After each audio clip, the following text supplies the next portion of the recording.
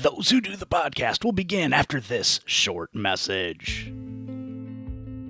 Multispective is a podcast where we interview individuals around the world with unique stories and experiences. Guests share in detail some of the traumas they faced.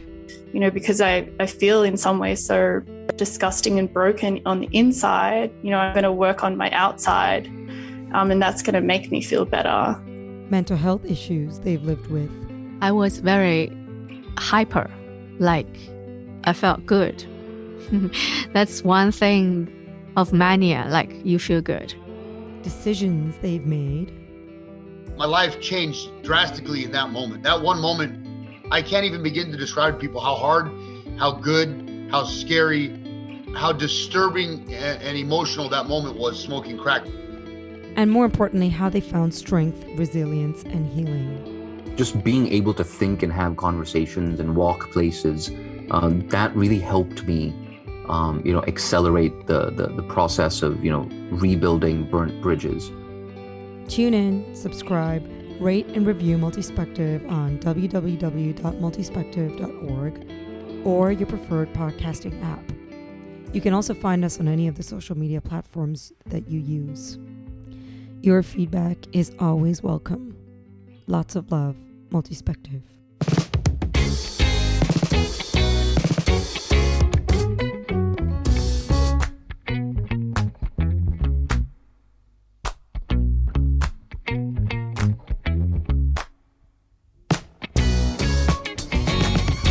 Welcome to another episode of Those Who Do the Podcast. With you as always, I'm Zach. This week on the podcast, we have Sean Kehoe. Sean has done all of the jobs. He's worked in the entertainment industry as crew. He has been a production manager for every creative outlet on the planet. He's been a facilities manager for a school system. And later on, he's going to tell us what a key grip is. Sean, thanks for joining us today. Well, hi, Zach. Thanks for having me. Yeah. It's we're doing something a little kind of a little different today. We are currently on I-70 in beautiful Colorado. Yeah, and in your mobile studio. Yeah, my mobile studio. We've really, when you get as successful in podcasting as Those Who Do is, you get some of the more creature comforts of life. And you're able to really take advantage of technology, things that the common person would not be able to enjoy quite as much. That's just one of the perks and benefits of being a smash hit podcast.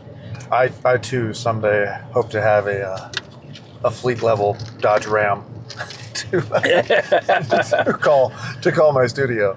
Don't you mean a fully loaded Expedition with smoked windows? That's right, what we're driving right now. Is that what you mean? Yeah. Yep, sure. Yeah. So we are on our way to Aspen to do some walking up some mountains and see some things. And so figured this would be a great time to catch up with Sean about some of the things that he has done and does currently. So 5-year-old Sean. Oh boy. 5-year-old Sean, Monticello, right? Yeah. Monticello, Iowa. Born and raised. That's the thing. Yeah. So what kind of stuff were you into as a kid, as a 5-year-old? What were your hobbies? That's a great question. And I feel like I have segmented memories because I think I was into so many different things. At home, like my brother and I, we were definitely into action figures, sure. That kind of thing. That was kind of the toy of choice, no doubt. The G.I. Joes were rocking it. Did you have the aircraft carrier? Oh gosh, no. That was definitely the thing to envy. Like there were kids at school, the rich kids at school may have had the aircraft carrier, but not in our house. No USS Flag at the Kehoe household. Oh no, definitely not. We had I remember, what was the weird shaped, sand crawler shaped tank? The Cobra one was blue. It's called like the Hiss tank. Oh yeah. It was always broken. I remember that. So. But that was, that was fun. We growing up there, we had all sorts of, for being on a farm in a very small town. I think I'm pretty grateful for what was afforded to me. Just being able to have, I think a good, always being outside, I think was part of it. Whether it was just dinking around on bikes, stressing my dad out as he was trying to farm, or just dinking around in the backyard. I don't know. It was just a lot of. I think fun was had. We had up through elementary school was kind of the same deal. I started to kind of make some friends and whatnot growing up. We also had, that was kind of the time too that unfortunately my mother got sick, and so the added challenge of being on the farm and trying to keep a life going where I felt this. It wasn't like I was thinking all this at the time, but I felt it for sure. A struggle to kind of be in tune with what was going on actually in town. Oh, sure. And with the in-town kids. Now, I mean, and it really is, town is the word you want to use, because Monticello is not a bustling metropolis by any means. No. I mean, they have a Jellystone. It is the home of the Great Jones County Fair. Oh, also. Yeah, I think I got pulled over in Jones County once. That's a story for a different day. That's right. So now it's 3 kids, right? Older brother, younger sister? That's right. Yeah. Okay. And how far apart are you and your brother in age? 2 years. My brother's 2 years older than I. Okay. And my sister is 4 years younger than me. Okay, cool. So you kind of had a built-in playmate, I suppose, with your brother. I mean, 2 years is pretty close together. Definitely so. 4 years, a little bit more of a gap, and being a girl, probably not quite as much of a built-in. Now, what type of farm was it? What farm? It was by the time that we were around, it had become a grain farm. Okay. When my dad was growing up, and he was, into his, all the way into his 20s and probably 30s, they did have livestock, but I think that's the cost was out of control. I know there was a storm that actually went through and had a lot of tornado damage on the actual farm, and that might have been a turning point too, to say, cut the losses. We're just going to do grain now. So it was a family farm? Yeah. How many generations back? Well, a few years back, actually, my dad and his brother actually just received a 150-year anniversary award for having a family farm for that long. So it's beyond a century farm. It's like, wow, that's a distinction that not many places have. Big Al, a friend of mine, his farm's a century farm. And maybe it's just that some people don't, advertise it, but you don't hear about it a whole lot anymore, especially with farming going the way it is, that half the time it's just the house is all that's left and all the fields are rented out, Yeah, definitely. I think that's definitely happening back where I'm from too. I mean, our farm is still there and it still belongs to my dad. He rents it out now. Right. And to people that he knows and trusts and likes. So does that doesn't disqualify it from being a century farm or a 150-year farm? It doesn't. And but I think to be safe though, he still farmed it, I think, up until they got that Gotcha. designation. Just one stalk of corn. That's farming. That's right. The minimum qualifications. Couple cats. We got a herd of of what, cattle? No, cats. Farm cats. Farm cats that keep the mice down. So you mentioned that your mom had gotten sick. Yeah, at a very young age, and it'll be forever one of the mysteries of whether my dad and her, what they knew about it prior to me knowing. Sure. But I remember very vividly the symptoms that showed themselves to make it known, and there was a night that it was actually a drought year, and I think I want to say I was 7, but it gets foggy. Right. And it was a drought year, and growing up in kind of this like very, very communal, like know each other type of area. There was a farm church out there that's where we went to church. It was a Catholic church. Sure. And there was a mass for rain. It was just, it was like a daily mass they were having one night. Just everybody was get together. You go in, you say a few prayers. Hopefully afterward it rains. Right. I mean, it's really a tradition as old as time. I mean, that's right. Yeah. Some societies dance, some sing, and some have a mass for it. That's right. Yeah. And I remember just before going to it, we were sitting at the counter having dinner, and my mother had a seizure right there, and that's kind of when things in my eyes it started to change. She was diagnosed, had a brain tumor, and there were, various procedures and treatments up until January of 2000. Oh, wow. She debilitated in her condition up until then, and then cancer took the W, unfortunately. So how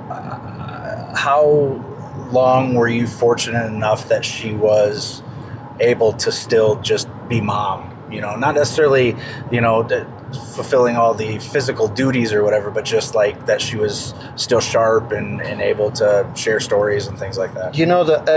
There at some point, I will probably dive into that question down the road, and not, but only because right now, in trying to answer it, it's gray area for me. Sure. And because that. I have a weird, vivid, like a few pointing moments here and there throughout the next, what would be probably 15 years. Mm-hmm. But like the world changed colors, I think, for me after that moment. Sure. And while I know, no doubt she still cared with all her heart and was there, there was definitely this vast fog that was in the house at that point. So it's definitely something that I dwell on and I wonder, and I think she was definitely there up until the end. But I think her, she definitely the tumor and the removal of it and the various procedures had caused dementia, severe memory loss, motor loss. Her speaking skills had all but diminished. It was not pleasant. In any way, shape, or form. But so I think that's it's a tough one to try to pin something like that down. Sure. Was there issues cognitively prior to the surgery, or was it the surgery that it was just so hard on her body that? To my knowledge, there weren't. Okay. And I could be mistaken with that. Sure. But yeah, I'm not certain, but I don't think there were issues beforehand. So I mean, maybe that may be the point. We've joked about anchor beings and anchor right. points a lot this few days, but that might be kind of the point where the interaction became more difficult, because of the physical trauma from the surgery. It's quite possibly, yeah. Yeah, and that's tough, and we don't need to dwell on it, but everything that we do in life is as a direct result. You can't even say indirect result, as a direct result of the experiences that we've had. So that's obviously was a very formative and impactful experience that will continue to affect you for the rest of your life. So we're not going to dwell on it, but it'll at least give some insight into you as a person and what your life has been like. Definitely, and it's absolutely is so much of who I am. Right. And it's so much of who my sister is and who my brother is too. And it's interesting, they were at slightly different points in life when they encountered it. Right. So it's affected them differently, but as much for sure. Right. Yeah. It's always a tough thing, especially in a close family, to go through, and I certainly wouldn't wish it on anybody. What was the school structure like in Monticello? Was it elementary up to 6th grade, or did it go all the way through like 8th or 9th grade? Elementary went to 6th. Okay. Both parochial and public. Okay. I went to the Catholic school as just for elementary. Like a good Irish. Oh yes. Yeah. Sacred Heart. Of course. It was solid. There was I don't have many vivid memories of it, mm-hmm. but I think I remember it just being a pretty solid network of a class there. I feel like I was never dreading going to school when I was there. I'm sure I was here and there, but right. But that shifted then. I mean, everything at 7th grade. That's when the public school started, and that's when our little class of 20-ish bumped up to closer to 100. Right. And it's not, I say 100 like that's a big school. But I guess if 20 is what I'm used to, then the 100's going to feel pretty darn big. Yeah, absolutely. So it's at 7th grade is when it shifts to public, and then you're kind of you kind of stuck with those yahoos for the next 6 years. Right. So was it 7th through 12th then? Was that the high school? Okay. Yeah. So there was no real junior high school. There, 7 and 8 were technically junior high, but it was all in the same building. Right. So what kind of a student in junior high school and high school were you? Space cadet. Yeah. Total space cadet. Yeah. I don't think I had the, and I'm not like it was attention deficit by any means, but I had the focus of a gnat. I mean, it was. I think that actually is the definition of attention deficit. I mean, I'm no doctor, but Right. So it was. I mean, I feel like I bounced around with various friends. Just like my mood on every day was just kind of dictating how much I was going to pay attention. But it was, I found good groups of friends here and there, and it was pretty solid. I think it wasn't until about probably my senior year is when I really started to solidify like who I kind of was becoming and who I wanted to be, and things I was really interested in and what that meant that I was interested in them. What type of things were you interested in? What kind of activities and stuff did you take part in high school? I've always been an environment nerd, and I think even then I was actually planning on going to school for environmental engineering, and that did not pan out, obviously. But prior to that, even when I was in 4-H, things like that, I was interested in things like tree studies and agronomy and botany, just things like that, where I was just I was fascinated at things of the living world. Right. And that was just it always piqued my interest, and then the arts became a big part of my life. Probably, I think they started becoming that through chorus. Oh yeah. I think that's where I really started to feel like expressing myself, and it was something that I could do. I just needed to find an avenue to do that. So was there a theater program in Monticello High School? In not so many words, yes. We had an amazing drama teacher, and she really directed most of the shows that were presented at the high school. She was also our 7th grade English teacher. I think that was pretty common. Yeah. Yep. And what a gem of a human being. Her name is Deb Bowman, and just a miracle sent to that school. Nothing short of it. Just brilliant, and had the gift being able to engage with any kid, right, regardless of what they gave her.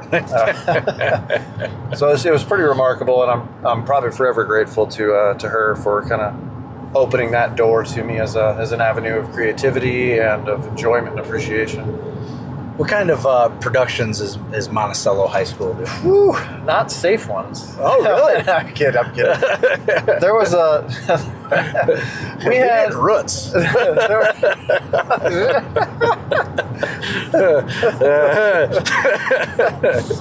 Had some casting challenges with that one. Not physically possible. There were, it was great. We did plays and musicals, dramas, comedies.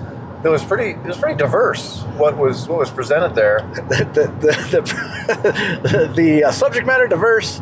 The cast not so much. Yeah, exactly. That's pretty much it.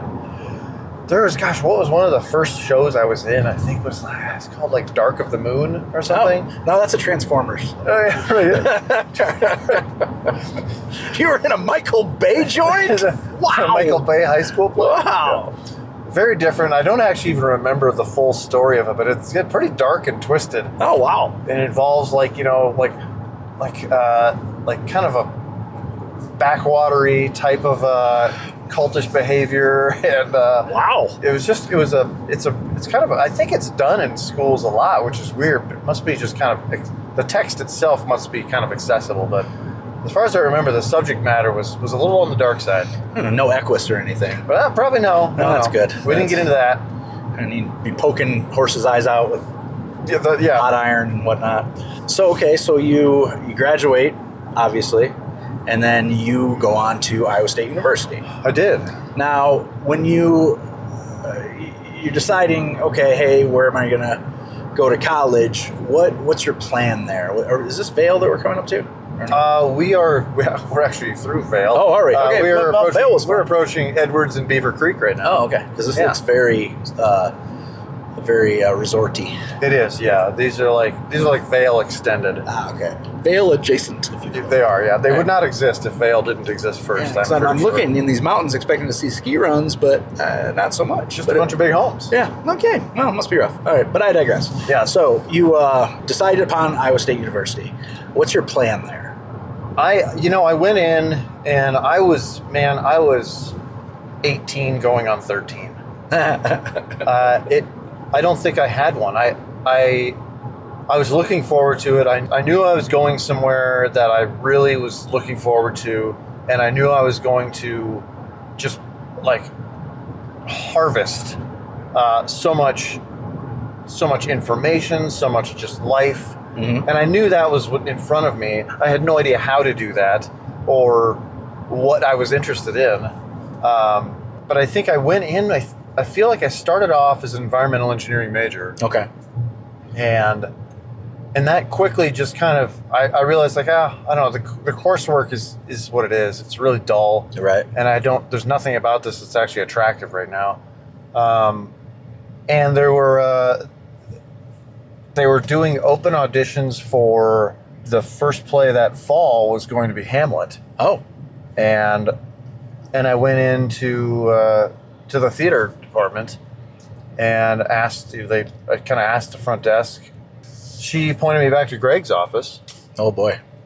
And I like easing you into it. Yeah, right. And I was like, Professor Henry, I'm this person. I would be interested in trying out for Hamlet.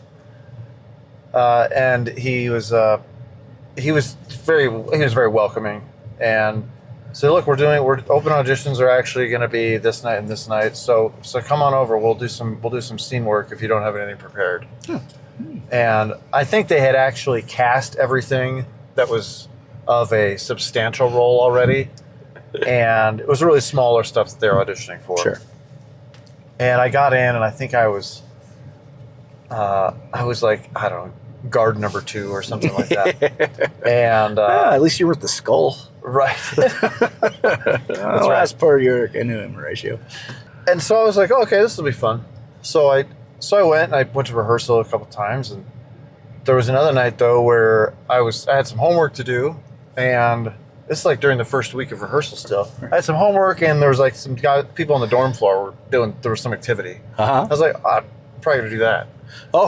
Oh, really? Sounds fun. Was Greg directing this? Oh, he sure was. Oh my God! So I emailed him.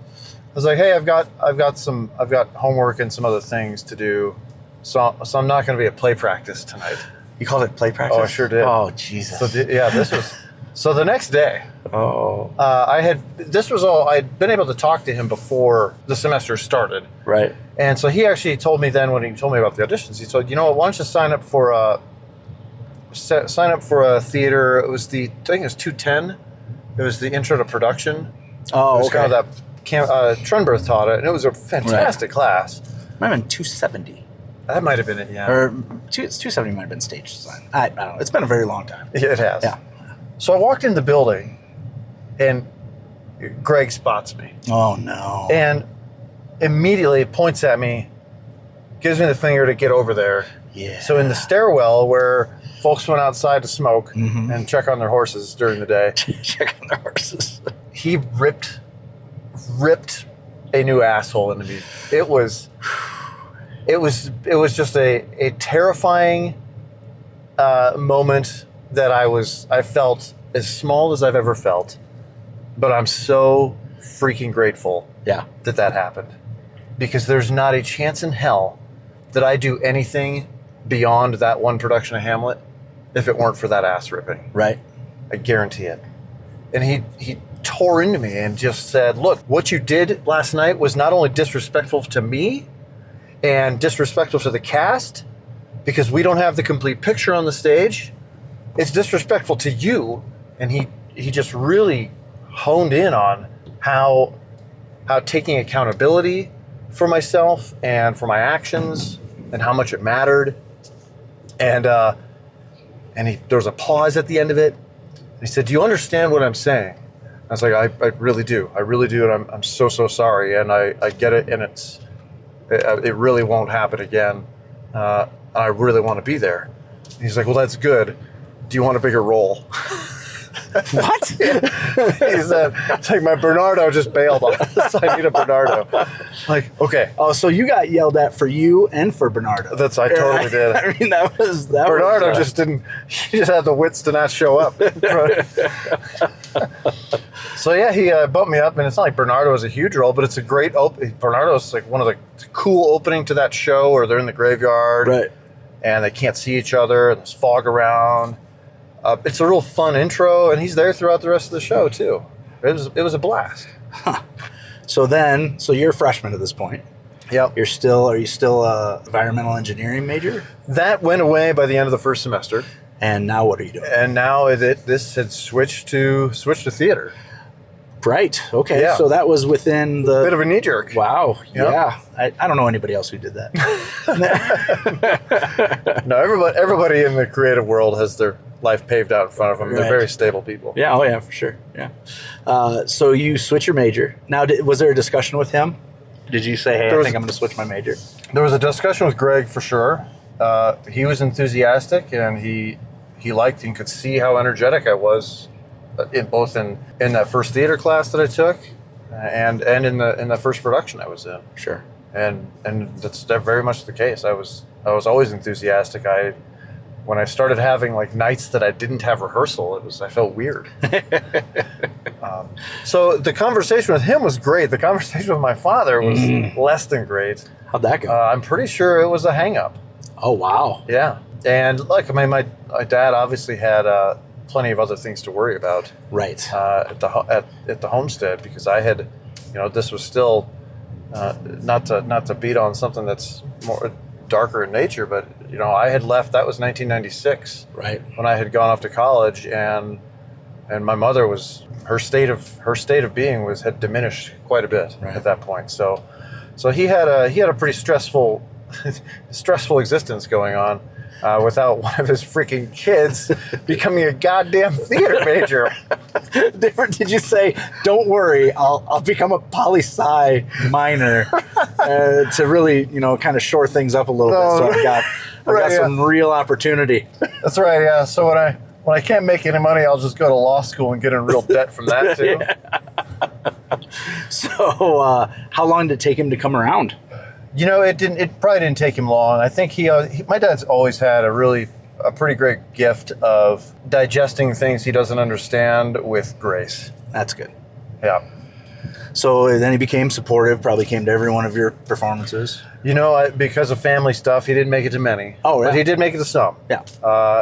My whole family came out that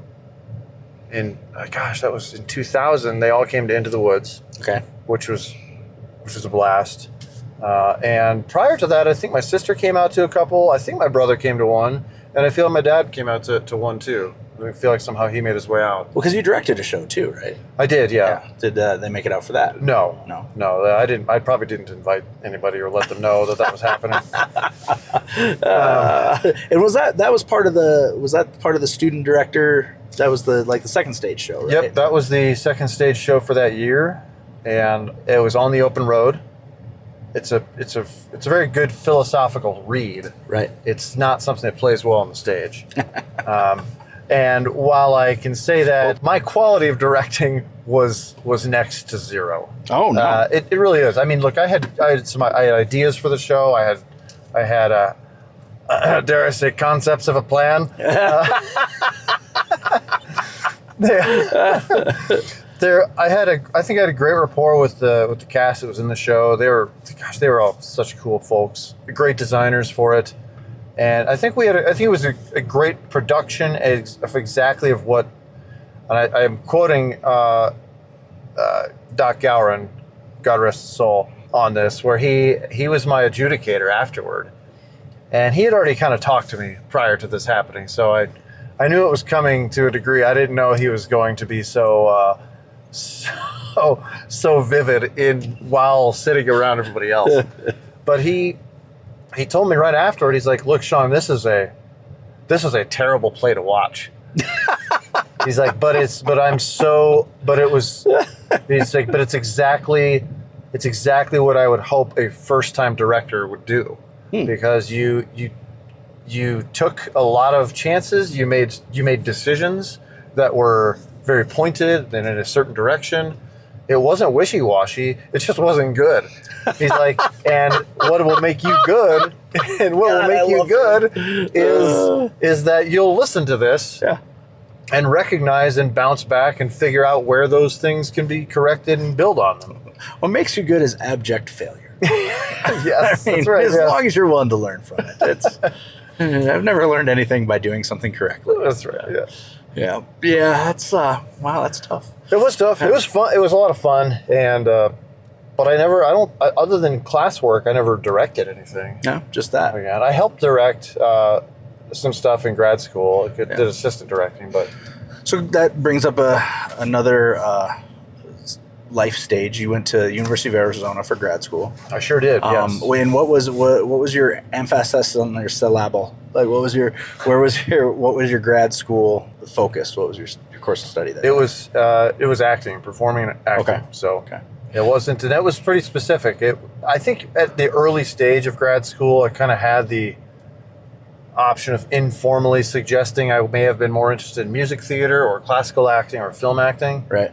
And I think, and there was no real like track, but there were like a couple different classes and things I could have, like, if I was music theater, I could have done voice lessons instead of something else. Sure. But I really just kind of stuck to stage acting. That's kind of what I stuck to. And as part of that, we did take, there were still some camera acting classes, there were directing classes, and then there were all sorts of dialect coaching sessions that were just grueling as all hell. Now, did you find it odd how little emphasis there was on camera acting? Like these theater programs, that they honestly believe that everybody was going to leave there and do stage work. That's a really good point. It was completely inadequate. Right. I think all of these programs, if you are gearing somebody up with a theater major, there's a strong possibility that you're gearing them up for unemployment. Right. And to teach people how to be as versatile and self-sufficient as possible, then just be very aware of what they are good at and what they're not. Yep. I feel like it wasn't until the very end of grad school that I really had a strong footing about what the hell I was able to even be cast for was going to be. And that was something that there was some focus on that in grad school about kind of like typecasting and auditions class, really tried to hone in on that some. But audition for theater. The stage, that's right. Yeah, and that's the part that, you're not giving anybody the tools to do voice work. You're not giving anybody the tools to do commercial work. Where most people are going to make their money. Like, most people aren't going to be a Tony-nominated actor on the stage, and most people aren't going to book a television series. But they may do a bunch of commercials. Absolutely. And a bunch of voiceover work. Yep. And all this stuff that is basically the blue-collar version of performance. Yeah. And none of that, certainly at Iowa State, none of it was even addressed. No, it really wasn't. And I get, like, look, there's only so many faculty members that can go around with certain things, but you don't need to have, Martin Scorsese teaching a class on treat it like a business class. Right. We are doing daily runs about getting your footing, getting your timing for the camera, knowing just being able to walk in to a screen test like it's your bedroom. Yeah, or at the very least, like you've been there before. Right. So you don't go, and, neither Iowa nor Tucson, Arizona are a hub of performance. So it's not like, you're already got the deck stacked against you, because you're going to be walking into a room with people who have been doing this all their life. Right. And so unfortunately, most of our peers, and probably us included at points, were humiliated because don't doubt we it. had no idea. You know, I mean, I had to fuck my way through every type of, you know, whether it was stand-up or radio. It was from scratch. It had very little to do with any training that I'd received in the process of getting a degree. Spot on. Yeah. Spot on. And I am so freaking stoked and happy for those folks, either from Iowa State or from Arizona, that made it work. Oh, absolutely. That found stuff. It's so awesome.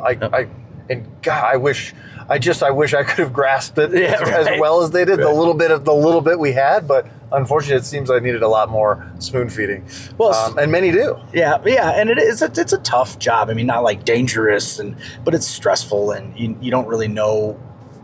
You don't know what you don't know. Yeah. You know. So okay, so you graduate, you get your master's from University of Arizona, and then did you go directly to LA from there? I did, but so prior to that, I had spent 2 summers That's right. at the Aspen Music Festival doing production work, and this obviously comes into play pretty heavily. Yeah. So right after grad school, the music festival had called me in, I think, April, and asked, "Hey, we need a production manager for the summer." Right. And Now, were you doing some Aspen stuff when you were still at Iowa State? one summer there, Okay. and then the summer between that and grad school. Okay. So I knew that I was on crew. I was just on production crew. I think it was master carpenter or carpenter one summer, and then just on a general production crew, stage crew. Sure. The next. So they called and asked, and I thought, well, this is a surprise call, because I thought the summer before our grad program was 2 years without a break, and so summer of 2002 I wasn't there, and I thought, well, that was a fun 2 summers. I Right. wasn't really expecting to go back. And then when they called and offered me a production manager job, they're like, "Look, we think you did really great work the last couple summers, and it'd be really great if you join us." So we talked it through, and it was like, "Okay, let's do it." So I went back to Aspen summer of 2003, and after that is when I headed to LA right after that summer. So you went out to LA with the plan to work on the technical side or to act? Oh. I went out without a plan. Yeah, well, there you go. So it was the plan in the back of my head was to audition, just to get fluent in auditioning, and try to pinpoint just a good feel for the area, and eventually to perform. That was the plan. I think obviously it's a town where film is king, right? But there's a lot of theater that goes on in LA, sure. And that was kind of where my auditioning was going, and because of a connection I had made that most recent summer in Aspen as production manager, I had a kind of a shoe-in with IATSE out there. Okay. And so as I was auditioning and realizing International Organization, International Alliance of Alliance. Theatrical Stage Employees. There you go. Okay. Auditioning out there costs a good deal of money. You have to drive everywhere. Yep. You need a tire in which to audition with. Right. And it takes planning, and you can't be working, obviously, when you're going to audition. Right. And I didn't have a job that, I think the only other job I had at the time was temping, just around. I was temping just like Apple One, I think, was a temp agency there that did like data entry temping. Oh, okay. So I did that for money. I did, and I got to a great friend of mine, which I'm trying to remember how we were even introduced now, but I'm still great friends with her. Introduced me to the company she worked for, which does testing for, like, market research testing for films prior to release. Sure. And so I would help do screenings and collate data and everything after them and all that. So eventually I realized, like, I need some income. This is not doing it. This is a bad idea. And so I decided I'm hungry. So I decided to hit up this connection that I had with IATSE, and in no time I was able to snag a warehouse position with Carsey Warner Productions. And that was and the deal with out there is you need to have 30 union days filled before you can join the union. Sure. And to get a union day, you basically need to keep calling in, and hopefully all the other people that are union on that list said no. And then you might get one day. I was a complete shithead and I got my 30 days in no more than 30 days. Oh, wow. I think maybe like 36 days because some days I didn't work. Right. But So it was, all at the same place, you got hired on and just worked. yeah, I got hired on there, and that was that. I busted my butt doing that for that first month, 2 months, and I stayed doing that for a little bit because it was steady. Sure. But then I was eligible to start calling in, and so I started calling into the places they recommended. They recommended CBS and Warner, because that's where they shot. Right. And so Warner, I got in on a call and did my first 6 a.m. call at Warner Brothers, and I can't remember what it was for. It was probably, I think, Everybody Loves Raymond. Maybe it might have been the first show I worked on the lot. But it wasn't sexy at all. It was work. Right. Go ahead. Some days you were pulling chain to set the rig. Some days you were putting up set on the marked spots. Some days you were just prepping the stage, sound stage in general. Now, I remember somewhat vividly you calling me one day, and you're like, "Hey, guess what I'm looking at?" I was like, "I don't know." Oh God, right? The General Lee, I think. Well, no, it was the frick of the Vista Cruiser. Yes. From that 70s show. That's right. But I think you also somehow were around the General Lee at one point too. It's very possible, Yeah. and I don't remember where that would have been, but I don't doubt it. Yeah, that's when you ruined the magic for me on the Vista Cruiser to inform me that it was indeed run by bicycle pedals. Yeah, I was sitting in the warehouse back there. Yep. Just pedal it on out. Oh man. Fred Flintstone. Yeah, like that. And at the time, I mean, that would have been what, early 2000s, right? Early to mid. Yeah, 04, 03, Yeah, 06-ish. So, at that point, I wasn't really in close contact with anybody in the industry. Like, you were pretty much it. Tony and I had not, I wouldn't say lost touch, but like his life had gotten busy, and he was out there, and so I didn't really get to talk to him as much. So it was just, I would hear little snippets from you. And so you were out there, you were working on the technical side. And what was your official title? I was a card-carrying member of Local 80, Okay. which was the union which is the sub-union of IATSE. Right. It's a union for grips and craft services. And I feel like greenery might have been in with it too. Really? Topiary. Right, yeah, I can't remember exactly, but I feel like it was. So grips and craft services are in the same union. They were at the time. I haven't checked recently, but Okay. Well, I know what craft services is. yeah. What the fuck is a grip? I think you'd get several different answers to this question. Oh, is that why nobody will answer it? Because they don't know if they're right or not? Depending on who and when in their career they're asked. It's multiple things. So I think it's safe to say a grip is basically the keeper of the soundstage. Okay. They're not the ones that are doing the lighting, but they are the ones that are setting the rig points for electric and the lights to be hung.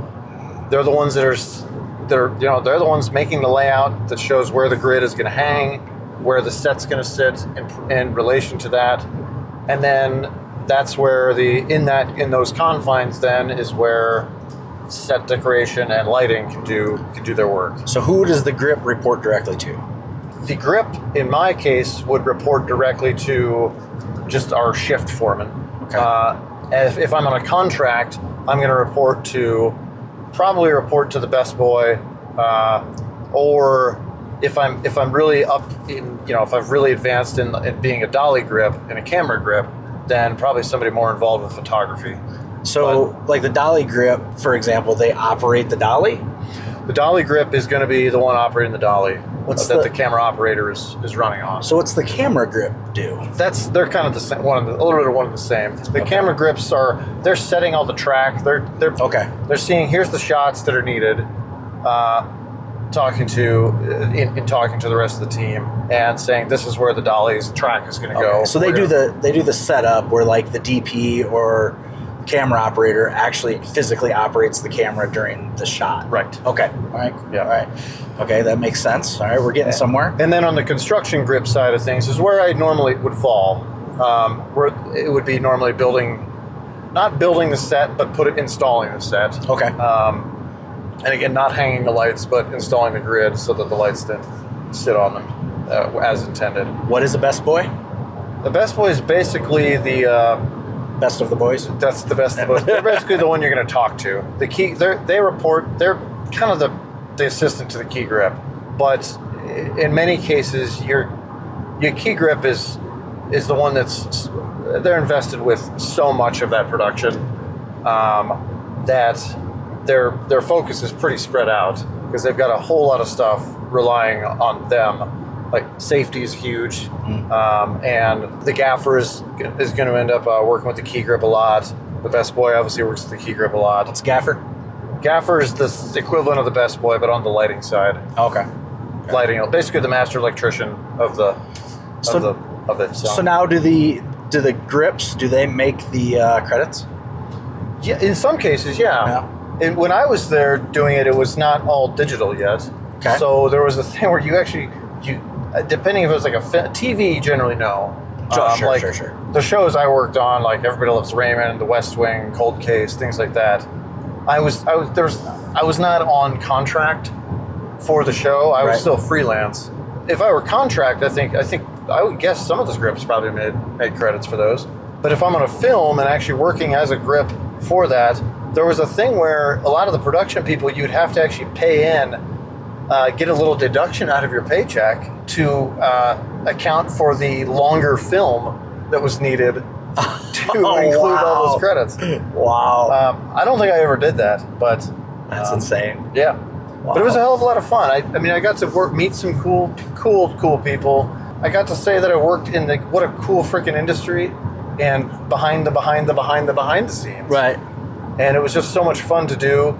You know, a lot of the guys that work there, it's an interesting job because it's kind of the construction crew of the film industry, and it's not always the most graceful folks. Glamorous at Yeah, all. it's not the glamorous part by any means. It's blue collar. It's very much. Yeah. And while they respected and appreciated their jobs, it was rough around the edges, folks. Oh, I'm sure. Yeah. I can only imagine. You know, I've got some buddies that are producers, and they've talked about how, especially if you're going to another location and you're in the middle of nowhere, how you gather a crew. And that that some people are red flagged because it's like, oh, that guy likes meth more than he likes working, stuff like that. So I gotta imagine, blue collar is blue collar, whatever. Yeah. So you do that for how long? I did that for 2 years. Okay.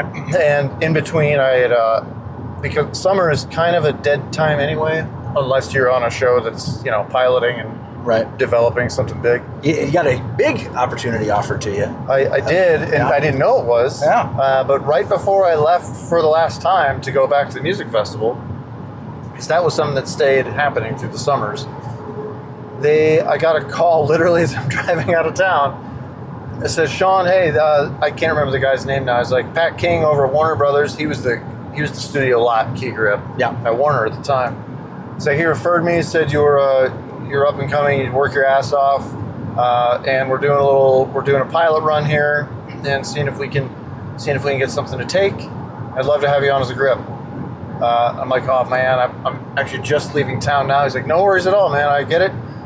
You got to pay the bills. If you find yourself back here within a couple days, give me a call back. The show is Grey's Anatomy. It might last a day, might last a year. Who knows? It's still running. And it's still freaking running. It's still freaking running, man. It was just funny because a friend of the show, David Greenspan, has edited and directed episodes of Grey's Anatomy. So the world is pretty small when it comes down to it. Is it ever? Yeah, that was probably a good kick in the nuts because if I remember the way you told me the story, you did go back into LA for some reason. And you saw the billboard. I sure did. Yes, that would have been. Yeah, that would have been actually shortly thereafter. I went back in. Gosh, when was that? I don't recall exactly when that was. It was a couple years after, or maybe a year after. And that show obviously did not take long to just explode. Oh yeah. It's arguably, and I mean, it's turned into like one of the longest running television shows of all time. That's insane. Yeah. It's kind of isn't it kind of becoming like the ship of Theseus though? There's only like one remaining cast member, so is it really still Grey's Anatomy if all of the parts of Grey's Anatomy are no longer there?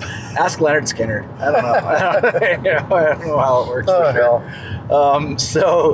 But what a fun ride. Yeah. So then you left and went back to Aspen. I went back to Aspen. Right. It was this would have been my third summer being production manager out there, or fourth, maybe fourth, and that was great. It's such an intense gig. It's the Classical Music Festival. At the time, it was 9 weeks and close to 1,000 students come out during the summer, along with God knows how many guest artists of amazing caliber and faculty members from around the world to teach and present the very best that classical music has to offer. And it was still kind of a new world to me, even though I had been there for several seasons, because I did not grow up in classical music. Right. But it was I loved being around there. It was a great environment. My colleagues were fantastic, and it was a really great way to spend the summers. I busted my butt for 90 hours a week, 7 days a week, and but doing so, I felt like it was for a really great thing, and I loved doing it. And I think as the summer progressed, that summer is when a conductor that was out there, whose son I had met and was on my crew the year before, who I'm still great friends with, this gentleman by the name of Murray Sidlin. He was the dean of the School of Music at the Catholic University of America in D.C. Okay. And he needed a director of production. And he knew where to look. He was like, well, I'm in Aspen every summer. He was a longtime music festival faculty member and started a conducting program there. And asked if I wanted to come out to D.C. and be his director of production. I was like, well, that seems different than the opposite coast. Yeah, right. Let's do it. So that was when I at the end of that following summer, then I headed out there. Those Who Do the Podcast will return after this message. This episode is brought to you by Our Weird World. Every week, I, John Henson, dive into weird, crazy, and forgotten stories from the history books that you have probably never heard before. I try to put some humor into it, or maybe I just come off sounding like a dick. That's really up for you to decide. But join me every Monday. Subscribe everywhere that you get your podcasts.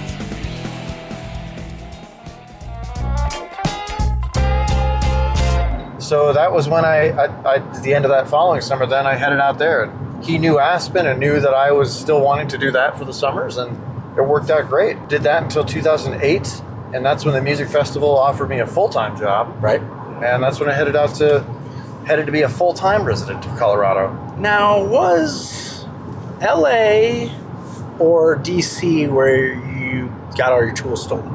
Oh, that was LA. Okay. LA is where I got my tools stolen. DC is where I got my life stolen. Yeah, that's right, because they took your old truck, right? Yeah, they did. Sure did, with everything in it. And then did they set it on fire?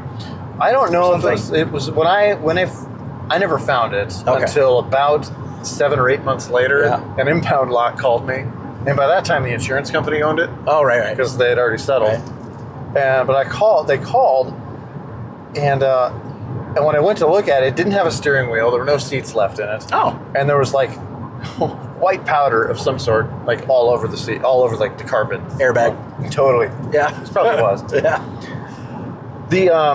But I went down there because this is so crazy. I had left inside the glove box. There's like this little, I don't even think it's supposed to be a hidden compartment. There's a little nook up underneath. Okay. For some reason, I had my checkbook and my social security card in there. And I was really panicked the whole time it was stolen. Like, God, this is crazy. But I went down there just for the purpose of looking. I looked in there and found it. It was still there. No shit. Still there. And just told the impound guy, like, oh, nope, nothing's here. I didn't need to get in there after all. I'm out. Call the insurance company. So that was the last I saw of the Jeep. Oh, wow. Did they hotwire it or what? They must have hotwired it because I had the keys on me, and they had to just hotwired it or had a dummy key or something that worked. I don't know. Don't you ask yourself, why me? Yeah. Why my vehicle? Oh my gosh. What did I do? Yeah. That was a silly day, man. that day too. Gosh, later on that day, we would come to find out that my apartment flooded. Oh no. That my buddy Nick and I had just acquired. So the apartment had flooded, and it was already stressed because the Jeep got stolen. God. Yeah, with most of my crap in it. So we got back to the apartment, and we're literally sitting on the couch in the water, having a Corona, and I open up my email on his laptop because I didn't have one, and find out that the girl that I was dating through that summer had just broken up with me via email. Oh, come on, man! It was like a sitcom episode. Oh, Yeah. by email? By email, You man. can't even just call somebody. That was crazy. Just be like, hey, I don't want to be with you anymore. Yeah. All right, gotta go. So it no, goes. Instead, you just send an email. Yeah. That's shitty. So you go back now to Aspen for Yep. full-time gig. For full-time gig. Okay, and same job or different job? It's the same department. It was operations manager. Okay. Was the new job. What's the difference between an operations manager and a production director or director of production? It probably matters what field you're in, but in this field, production was a department under operations. Okay. Operations was just more of an umbrella department. Okay. So we were just hiring the various teams throughout the summer, whether it was production, audio, Sure. piano tuners, things like that. It's almost like a producer. Yeah, very Almost, much so, yeah. because you're the ones, my boss and I were the ones assembling the team. Right. So it was, yeah. So how long did you do that? I did that till end of 2011, Okay. where I decided, no, it was into 2012, where I decided I needed to change of pace. Okay. And I had some sick desire for some reason to go to paramedic school. Oh yeah, I forgot about that. Yeah. Yeah, this was dumb. You were dumb during this. I just want to remind you of how dumb you were. Yeah. Okay, yeah. So you were, if I remember right, you're living in like Storm Lake. Yeah, so I went to Iowa City to do the training. Right. And it was a quick intensive training. The EMT thing was like 30 days. And then the paramedic training was only I think it was like one semester. Oh wow. And it just pounded to you. And it was fine. It was what it was supposed to be. It just wasn't, as I got into it further, I'm like, I don't know if this is actually what I was supposed to be doing. Right. But I went through with it and I did the training. I was looking for rotation places where I could live with somebody. I didn't want to have to get a place. No, this is where you got real dumb. Yeah, right. And I feel like I maybe knew a guy. Yeah, so if I remember correctly, so wasn't your sister living in Storm Lake? Yes. And you were living with your sister? Yep. And your practical was in Waterloo? I had a brief practical in Waterloo it was an OR practical. Right. Right. But my point is, Yes. your practical is in Waterloo. Not only was it in Waterloo, it was 6 blocks from my house. Yeah. And you drove back and forth from Waterloo to Storm Lake, which is like 2.5, almost maybe 3 hours each way. It's a bit of a jaunt. Instead of just being like, hey man, do you have a hide a bed? Which I'm pretty sure you knew I had, because I think you had maybe stayed in it. Stayed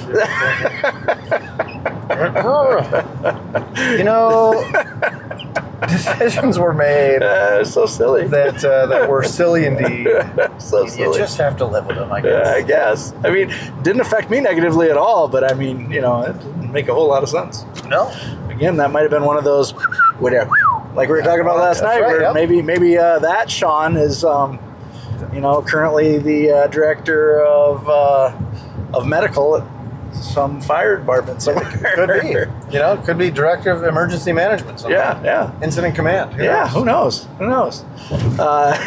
Jesus. So obviously you're like, this maybe no on this. It wasn't maybe no. Yeah, it didn't really. It wasn't clicking how I dreamed it was going to click, and so it just I don't know. It kind of sunk, and I was like, I don't know what the hell should I do. So I had like a year there, not a year, 6 months or so, of total funk. Like I don't know what the hell I'm supposed to be doing. And I kind of missed the arts, but I wasn't sure, that's just nostalgia. Right. And so I think I should really actually just be kind of trying to make something click. And just in order to do something, I found a director of events position at Drake University at the time. Right. And so I took that. And that was fine. It was definitely, it served the purpose of giving me a paying job. But it again too was very like, well, I didn't feel very purposeful at all. It wasn't the deal with that too, that like the thing that they hired you to do, they weren't even really sure what the position was. That's very true. Yeah. It was a changing position. They had just gotten a new vice president of finance, who she was, and I can't recall her name, but she was really great, and really wanted that position to be something more substantial, that could take really just all of the contract and budgeting stuff out of her hair. Sure.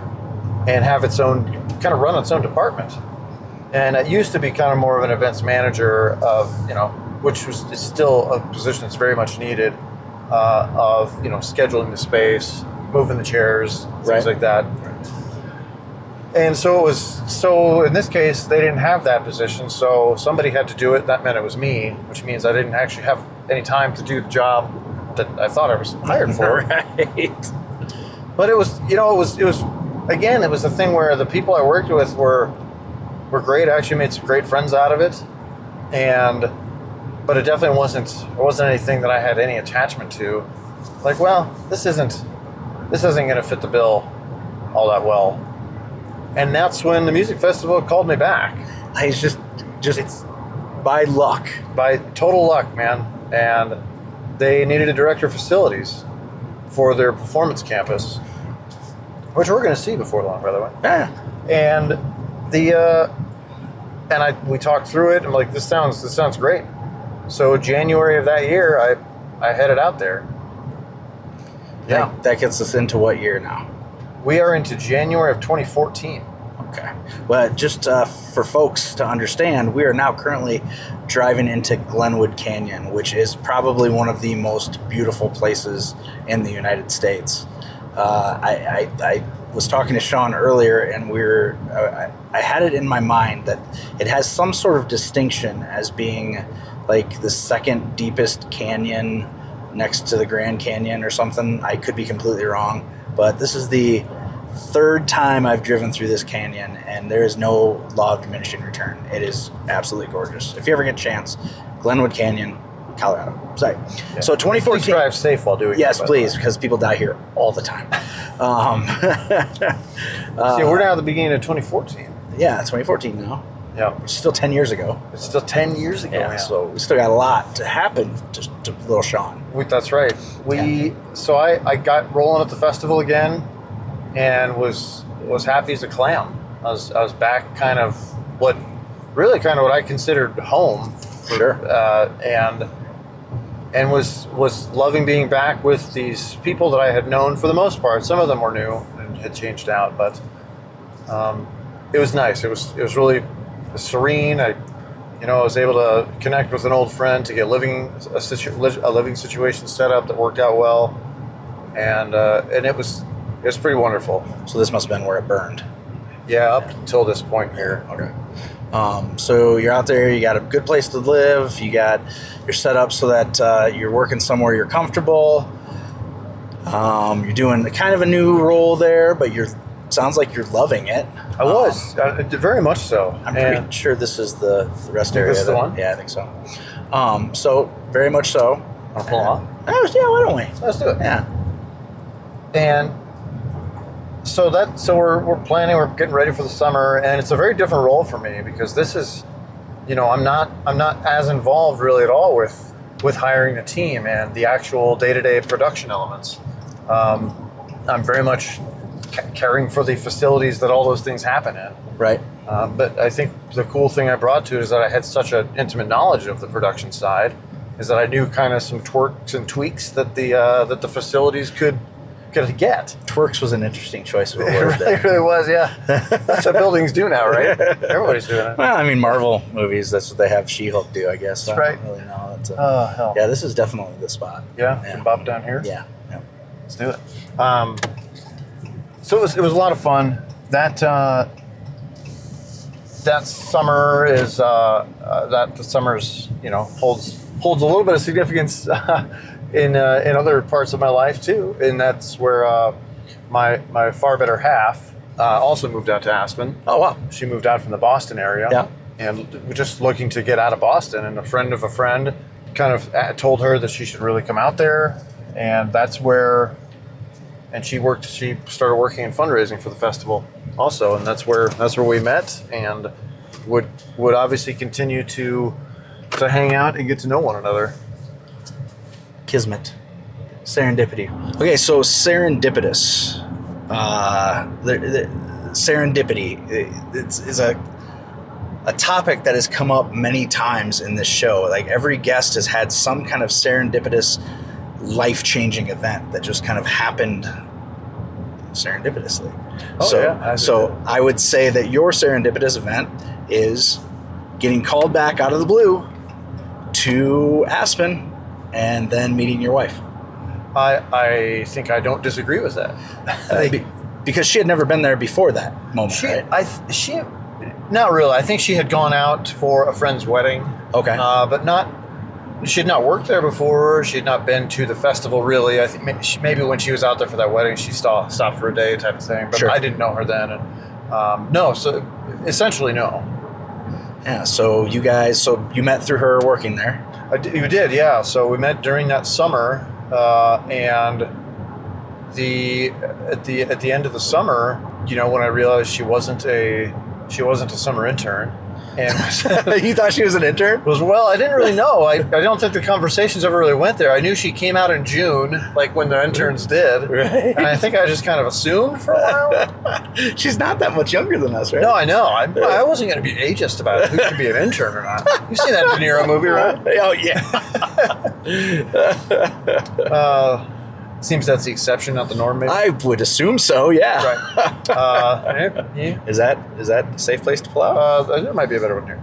I don't want to die taking this picture. That's fair. Yeah.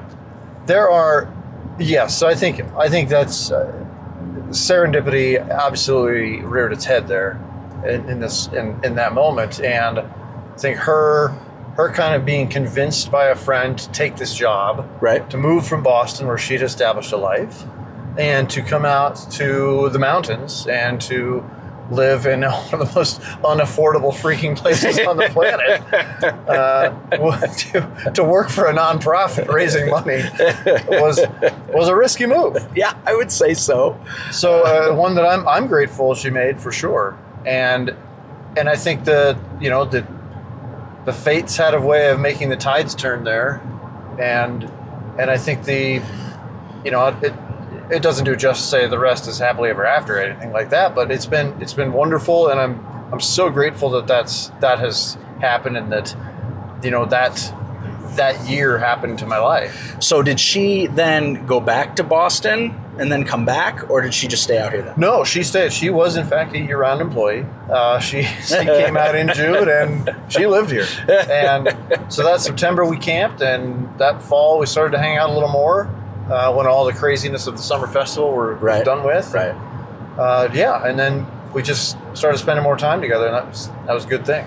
And the rest, as they say, is history. That's right. And she eventually then took a position in Denver, but I guess before that happened, a year later is when I think that one of the summers had finished at the music festival, and I thought, I think I want to look around. I just want to see I feel like I'm on a good trajectory here. I've got a lot of momentum, and I want to see kind of what's out there. And I happened to look, and Theater Aspen was looking for a general manager at the time. Okay. And I thought, what the heck? And I put in for it, and the executive director, an incredible force by the name of Paige Price, that's who that was at the time, and she called, and we interviewed, and I started that fall with Theater Aspen. Did that for another 3 years. So Theater Aspen, you go and you do that, and you guys. Was she living in? Was this when she was living in like Denver, and you were? She was still commuting. She was still in the valley in Aspen at the time, and it was around 2017 where she got a great offer down in Denver, and decided to move down there. Were you guys engaged yet at this point? No. No. We can maybe. keep talking while we get out here. Oh, yeah. You know that? Oh, this is technology here. darn. We're stopping to take a picture of what mountain here? This is Mount Sopris. Mount Sopris. That sounds made up, but okay. Oh, do need to bring my phone with me though, otherwise it will not record. This is it's a pretty glorious view, I might say. Yeah, it really is. If we go up yonder, we might be able to avoid. I wish that the stupid telephone lines weren't here. Should be laws against that. So when did you guys get engaged? It would have been. Let's see. It would have been that fall. It would have been before she went to Denver. So fall of 2017. Okay, 2017. And you guys got married when? November of 2018. That's probably fire ants, maybe. I don't know. Yeah. Right, climb up right on these guys here. Yeah, I think you're right. Yeah, it was November of 2018 we got married. She moved to Denver in 2017. Okay. And I put in my year notice with the theater. A year? A year notice. Like I'll be done in a year? Yep. We'll get you. Let's get next season going and fired up. And then I moved down to Denver too. So did you have another job lined up then? No. Well, that sounds like a terrible idea. It was not ideal. Going from a path where I had it's interesting. It's your career and your profession versus your own personal aura and your own personal circle you want to thrive in life. Right. And I think the more you can thrive in both of those, the better you are going to be at both. And so moving was an obvious choice and something that was definitely going to happen and it needed to happen. And when the career thing, I was like, I can figure out a way I'll figure it out. Right. And so after we got down to Denver, I eventually found something that lined up pretty well with the timing. And is that was a private elementary school, an independent school. It was a pre-K through 8 up in Boulder, Colorado. Oh, that's a terrible, ugly. Oh drive, yeah, horrible place. I'm gonna grab my other camera real quick. Oh yeah. So what was your position there then? And I was a facility director there. Okay. As well, so it was a familiar job, and it wasn't totally unfamiliar territory. The music festival's year-round campus shares a campus with a day school, so I had worked with a lot of elementary school. I'm pretty sure that's piss. I bet you that's piss. All right, water bottle full of piss, no big deal. Yeah. Sidebar. Is there not a garbage can like right back there? People will be people. Yeah, peopling. Seems. Sorry, I interrupted you 4 times to talk about garbage. Garbage. Yeah, it was a good little place. I mean, cool spot. It was a side step for figuring out how I was going to spend my time down here, right, in Denver. But I'm glad I found it. It worked out. It was a great staff, and it's just a cool place to be. So it was good. It kept the time going in a pleasant manner, and allowed both Emily to maintain her profession and her job status, and it made sure we didn't have any stress about one of us not having a job in the house. Right. So it was great. I did that for a couple of years, including during COVID, including that thing that happened in spring of 2020.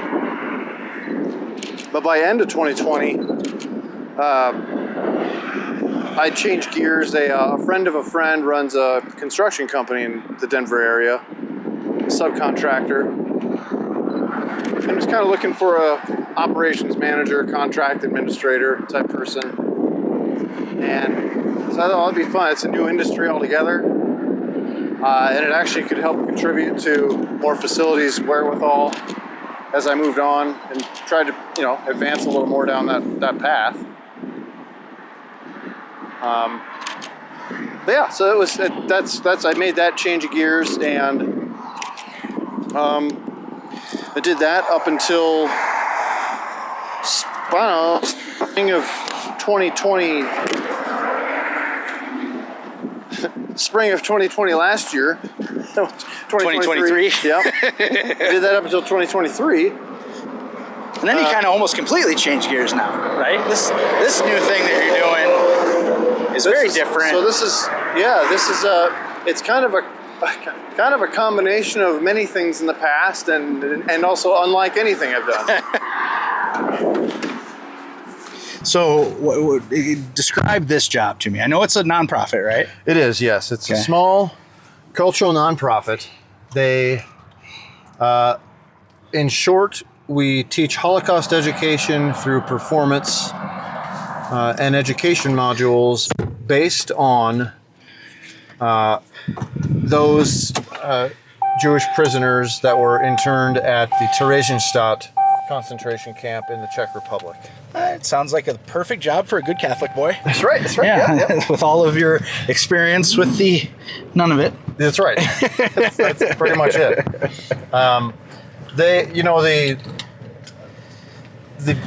The person who created the foundation, it's called the Defiant Requiem Foundation. The person who created that foundation was someone who I'd worked with a good deal before. Okay. He was my boss. He was the dean at the Catholic University of America in their School of Music. And he was at the music festival for many years, so he knew me quite well. The foundation's general manager had decided to resign and move on to do other things. And he immediately called me. So he's like, Sean knows about us. He knows kind of what we do. And let's talk to him. And I was at a point where, I definitely had gotten all I was going to get from the construction company. Sure. It was really just it was absolutely a get up, go to work, wait till tomorrow, right, type of thing. And I just didn't want to. This seemed like very, very interesting and very fortuitous timing yet again. So I said, I think I'm very interested. Let's talk more. So they flew me out to DC in February of 23, and we. So they flew me out to DC. Oh yeah, like to do. What's this here to the left? Just a lookout, another lookout. Oh yeah, this is. I think it's called Mushroom Rock. It's a little hike thingy that goes up there somewhere. Oh, okay. I thought for a second it might be a view, but the trees would be in the way. Oh, I see. Yeah. So they fly you out to DC like a celebrity. Flew me out to DC. I had a great chat with all of them, and upon leaving, I told Murray, I was like, this sounds actually very wonderful, and I'd be honored to be part of it. And he said, good, because I didn't have anybody else. But that's his sense of humor. I love it, and we get on very great together, and it's great working for it. And in essence, we have a few different curated concert dramas, a documentary film, and again, several teaching modules that assist in providing school districts or private schools or communities in having just kind of getting a little bit of a lesson and a good evening of enrichment, I think. So what is your exact role? What are your responsibilities? My role is general manager. I try to procure, book in advance, and advance along the production end of things.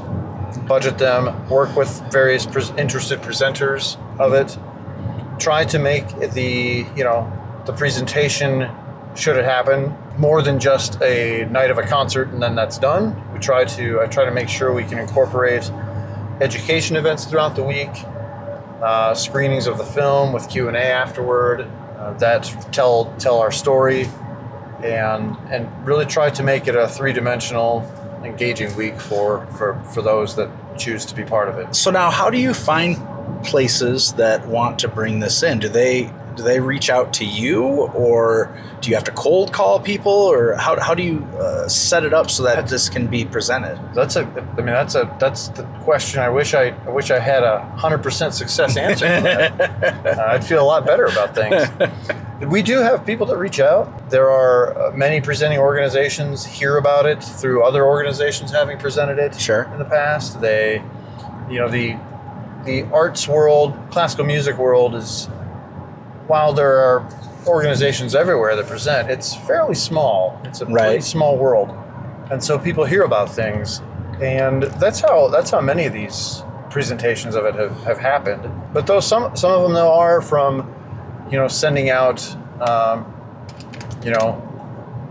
kind of a flyer type of a thing, or an email asking for interest in presenting this. And what kind of places do you reach out to? What kind of places look for?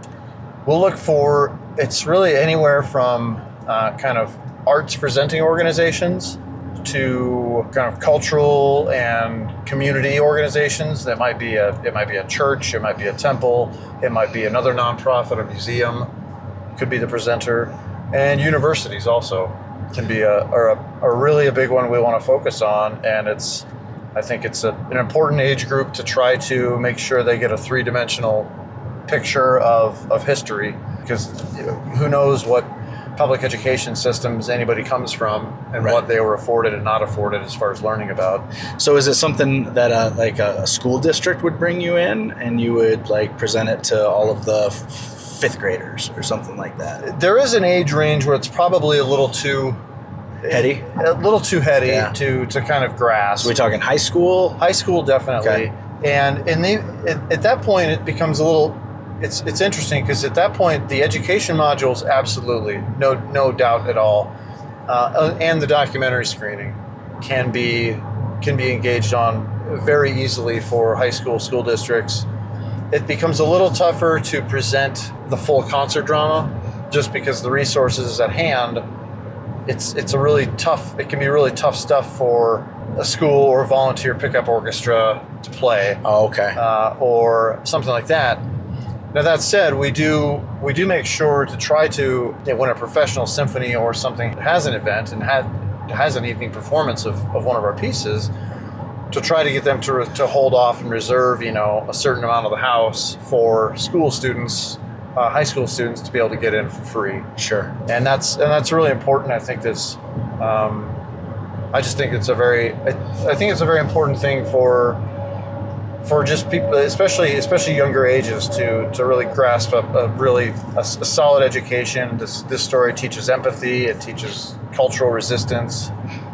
Teaches humanity's best in the face of humanity's worst, type of a thing. So you brought up an interesting point. So you use local musicians? Nearly always. We don't have a roster of musicians at our disposal. Okay. We don't keep, we're not a presenting organization. We have the cultural, we have the pieces, we have the production and the production rights, and the content, the video content that goes with the production and the script.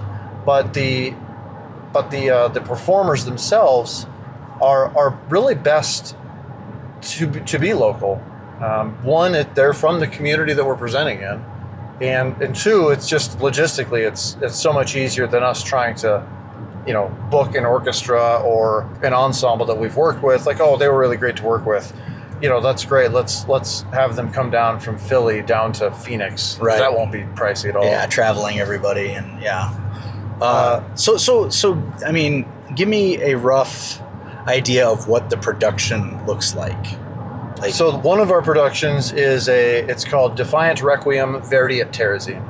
And the story, in a very, very base nutshell, is that in the face of the horrors of daily living in a concentration camp, an individual, his name was Raphael Schechter, he was a conductor prior to being interned at Terezin, and through the daily grind there and the hell around them, he found it in himself to be a kind of a cultural and spiritual guide for other prisoners, and saw that if you can sustain your spirit amongst your people, then you're going to sustain your being for a significantly longer period of time. He had with him a score of Verdi's Requiem, and so taught, using a single score, taught an entire chorus worth of prisoners this music, and they actually performed it 15 times for their fellow prisoners, and then the 16th time, which was the last, they performed to the Red Cross when the Red Cross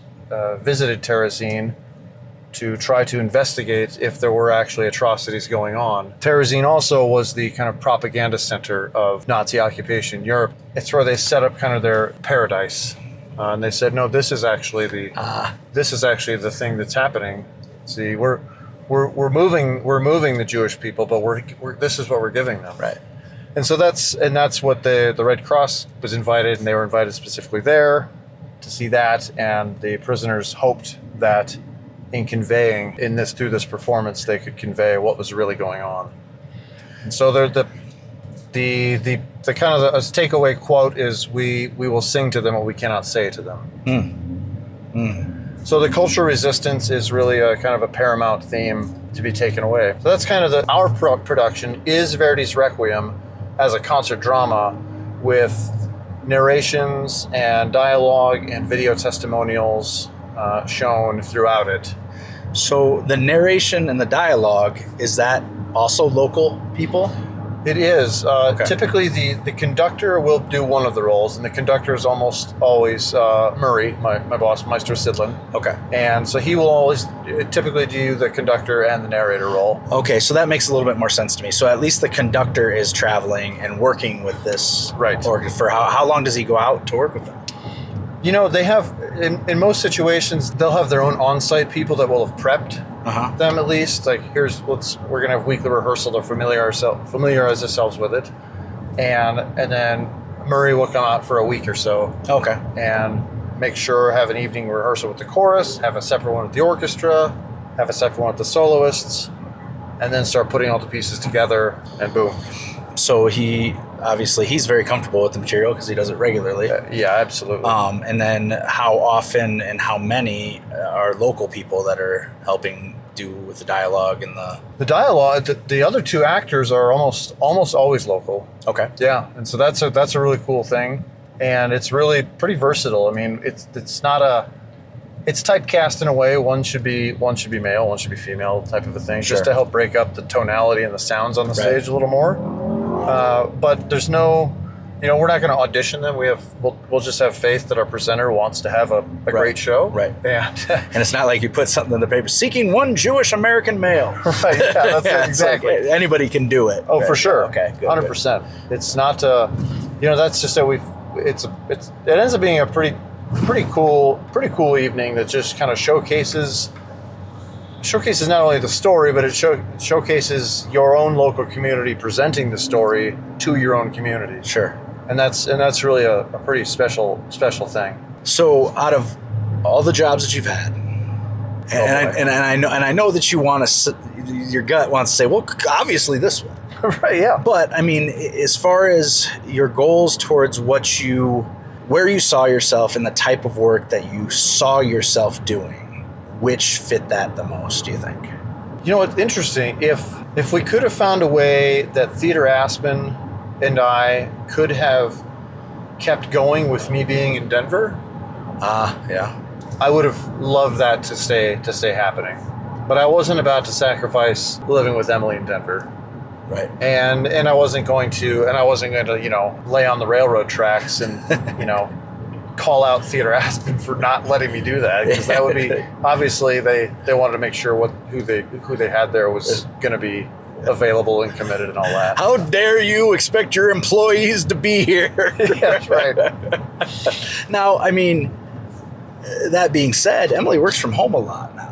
Well, had we all known what was about to happen, it's possible that this all could have, mindsets could have been different. Remote working was, while it was a acceptable practice, it was not nearly in 2017 and 18. Right. It wasn't nearly what it would be a year and a half later. Well, but I'm saying, if Theater Aspen were to ever call again. Oh, right, yeah.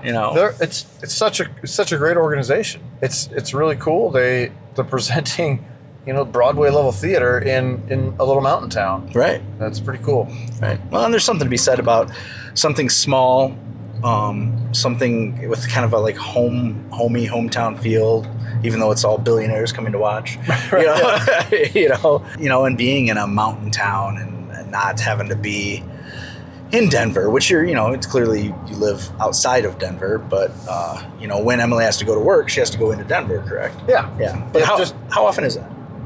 I'd say averaging out just to be, I don't know, once a week. That'd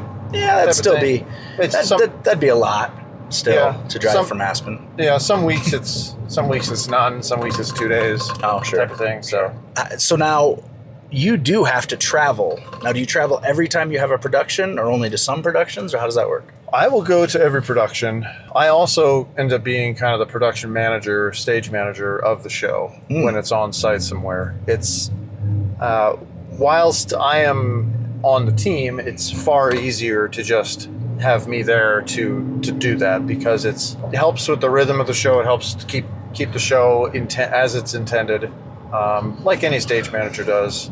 They learn the show, they call it at to a beat, and that's really what I'm there for, to make sure that it's all put up and presented, and there's no hiccups. So that's kind of also one of my roles. You have a real habit of taking a position and then doing other things than that position.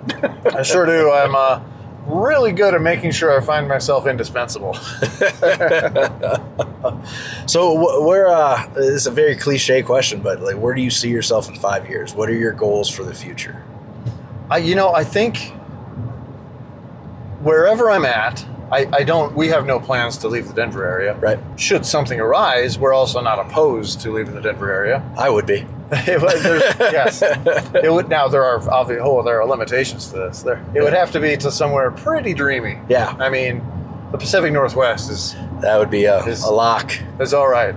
We'd probably do a hard pass on something in Arkansas. Yeah.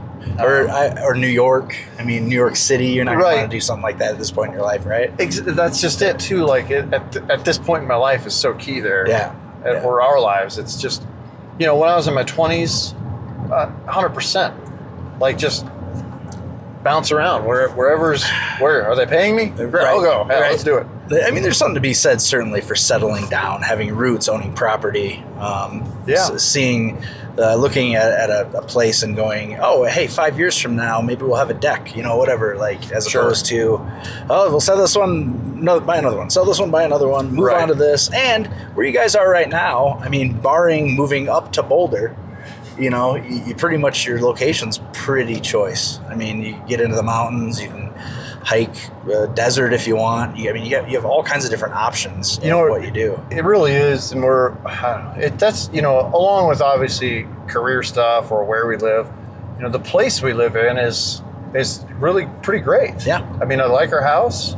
Yeah, nice house. And it's continuously a house. It is always a project after project. Yes. To get working. I look forward to seeing some of the things come to fruition in it. So that would be, along with my other goals, like practical goals like that. I would love to have my basement finished and actually experience what it feels like to sit in an office in one's basement. It just sounds pretty great. But that said, I think down the road, I think just doing something like having a meaningful role with a local organization that I care about. Oh, yeah. Is something that I think I've always just been kind of attracted to that. The vast majority of my employment, other than a little bit with the construction company, has always been with nonprofit. Right. And I just think there's something that clicks in me that makes me feel okay about getting up and going to work. Which is a weird feeling. I don't understand it, but okay, I'll take your word for it. Right. So, if there was something, on your bucket list of an organization you would feasibly and that you would like to get involved with, what would that be? What would that look like? What would that be? I think it's pretty versatile. In Denver, for instance, there are a few different organizations that are tremendous and have incredibly different missions. The Denver Botanic Gardens, for instance, is an incredible place, incredible leadership, and just a great mission. They have, along with obviously the attraction that is visiting the gardens, their conservation efforts. They've got an amazing gallery. They have tons of just home gardening classes. Oh, sure. And whether it's vegetable gardening, flower gardening, pollinators, whatever you're thinking. They're a pretty great spot, and I think they just have a full circle mission about them, which I think is great. Is there any upward mobility where you're at? Not really. I mean, where I'm at is kind of it. I mean, there's an executive director of the organization that is a very different role, and my boss Murray he's the artistic director, and that's also a very different role. And I don't think those are things that, while I'm not opposed to them, they're not things that I necessarily have been gearing for. Sure. And so I just don't think that I've been like, climbing that ladder. Well, and to bring it full circle to something we were talking about when we talked about college, you have to know where your skill set lies. Yes. You have to know 100%. what your strengths are, and if that just doesn't call to you, and you can't expect to jump into that role, without a little experience in something like that. So definitely. I mean, and it doesn't sound like things are going too terribly where you're at right now. No, it's not at all. Yeah. It's like any nonprofit. Raising money is a total bitch. Right. But it's pretty great. And the upcoming projects we've got, I'm really, really, really hoping that a couple of the pending ones secure themselves, because they're in just fantastic locations. That would be great to go. Yeah. Now, well, I won't ask you to spoil any of that because I'd hate for you to jinx it. But, what you need is a celebrity benefactor, I think. I think that would be very helpful. Someone who it would be a personal project for them, to get the story told. And if only there were people in Hollywood that somehow were tertiarily related to the story. Boy, oh boy. Yeah.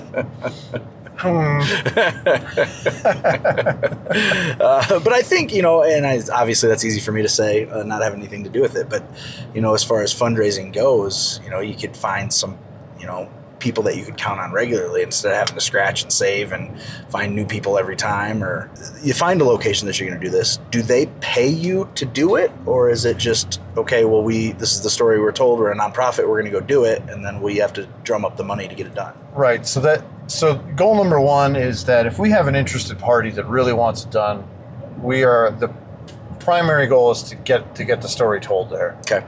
And there are some things that aren't negotiable. I'm going to set I set a pretty hard administrative fee anytime that somebody wants to engage us for it, and that's really just to pay operational costs. Sure. And then on top of that, they're going to cover travel and lodging for the conductor and myself. Sure. And it's not like I'm asking them for nights at the Ritz here. Right. Is the Ritz even a good thing anymore? That's a good question. There's one up here. We can check it out. I don't think there's probably a shoddy lodging establishment at all in Aspen. Probably not. I mean, I think we're sleeping in a trailer or something today.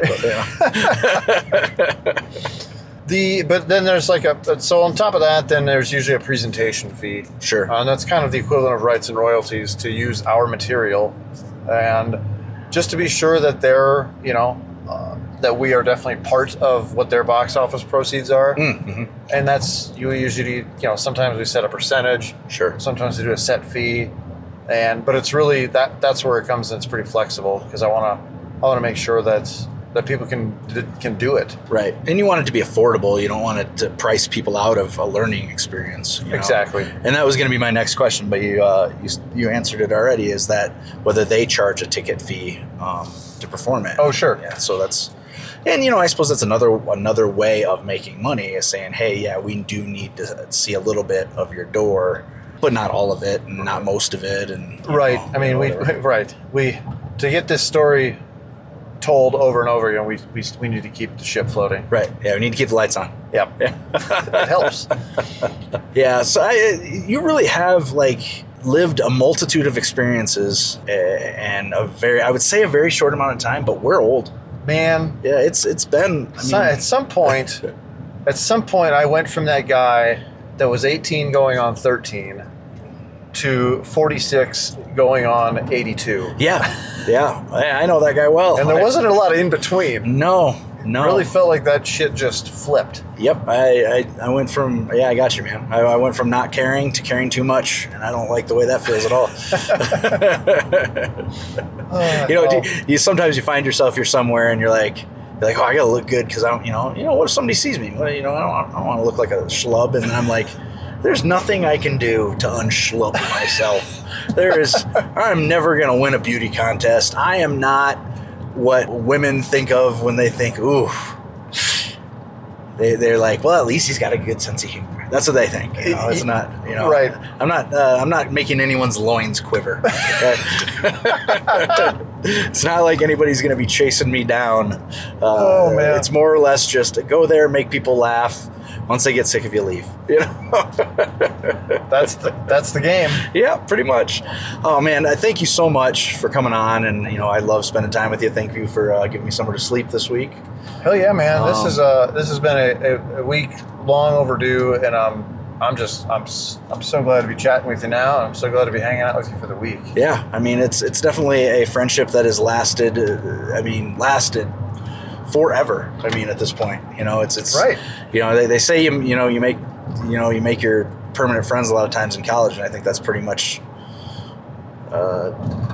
yes. I'll check that box. That's right. Absolutely. So, thank you. I love it fills me with warmth that I was able to have you on, and this drive has been great, and I'm really looking forward to Aspen, and I'm glad everything's going great for you. Well, awesome. Well, thanks for having me on, Zach. Absolutely.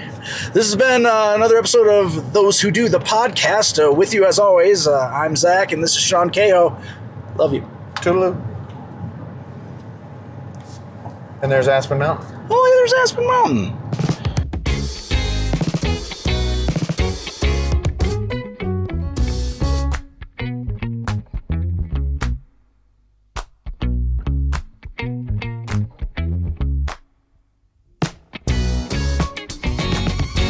Tony Forsmark. Since you're here, I think you'll also enjoy the podcast Drinking with Jen, with me, your host, Ginny Preem. Now, don't be fooled by the catchy name. My show delivers personal growth chats over drinks, of any kind. Drinking with Jen is inspiring and will empower you with knowledge through 3 different types of episodes. Intimate and vulnerable chats with me. Episodes with inspiring guests sharing their stories of overcoming adversity, as well as in-depth conversations with expert guests, such as psychologists, psychotherapists, and even a former FBI agent, to bring you credible resources and information on those tough topics like narcissism and trauma recovery. You can tune into weekly episodes of Drinking with Jen on Apple, Spotify, or wherever you get your podcasts. And please don't forget to subscribe, leave a review, and hang out with me over on Instagram, Ginny Preem, in between episodes.